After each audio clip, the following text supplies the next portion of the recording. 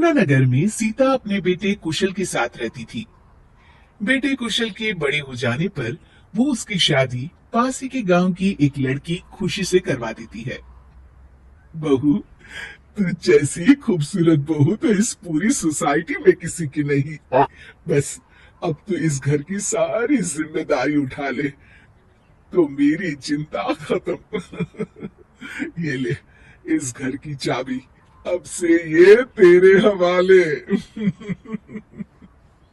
माँ जी, आप चिंता मत कीजिए, मैं इस घर का पूरा ध्यान रखूंगी। देखिएगा, आपको शिकायत करने का भी कोई मौका नहीं मिलेगा।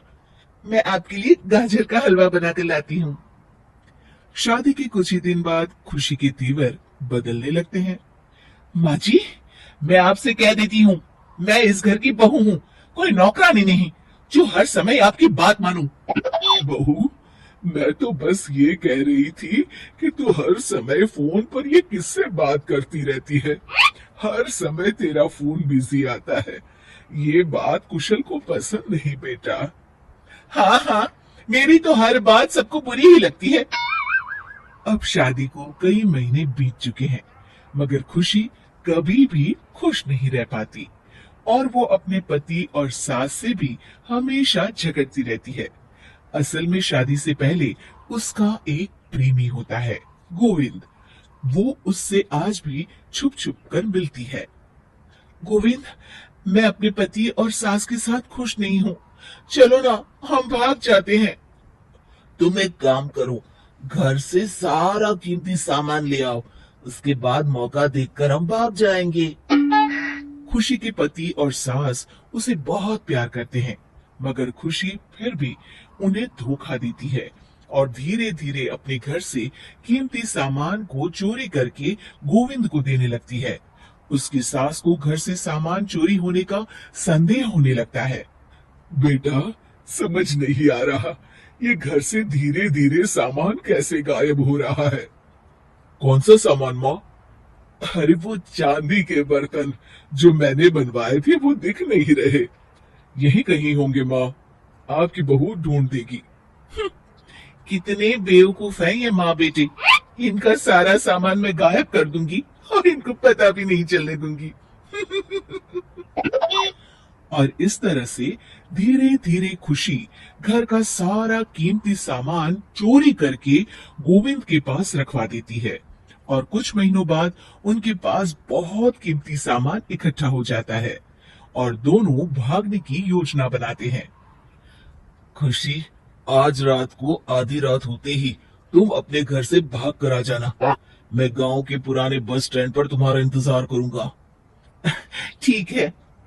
खुशी अपने कपड़े और गहनों की पोटली बांधकर पुराने बस अड्डे पर पहुंच जाती है और देखती है कि वहां तो कोई भी नहीं है।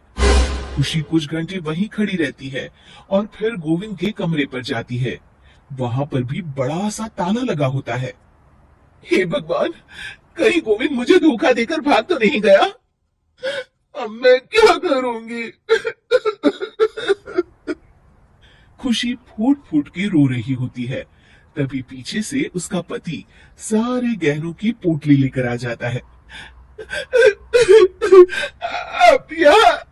हाँ, मैंने गोविंद को गांव छोड़ने से पहले पकड़ लिया था और ये सारे गहने भी उससे ले लिए। आपको सब पता था कि मैं आपको और माची को धोखा दे रही थी। हाँ, मगर मुझे ये भी पता था कि गोविंद अच्छा इंसान नहीं है। अगर मैं तुमको समझाता तो तुम कभी नहीं समझ पाती। इसलिए मैं चाहता था कि तुम्हारी आंखें खुद खुले। मुझे माफ कर दीजिए। कोई बात नहीं खुशी, मगर हमेशा ये याद रखना कि तुम्हारे अपने कभी भी तुम्हें धोखा नहीं देंगे। माँ और मैं तुम्हें बहुत प्यार करते हैं और हम दोनों चाहते हैं कि खुशी खुशी खुशी हमारे घर रहे।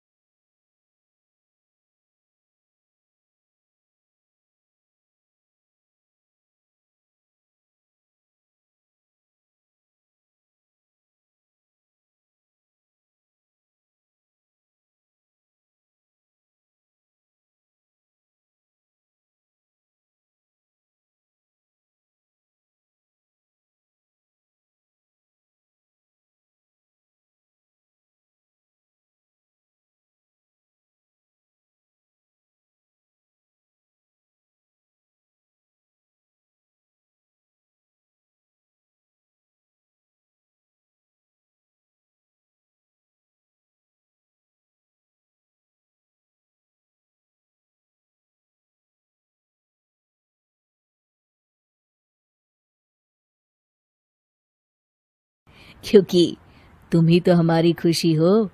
हाँ, मैं आज के बाद आपको और माँ जी को कभी निराश नहीं करूंगी।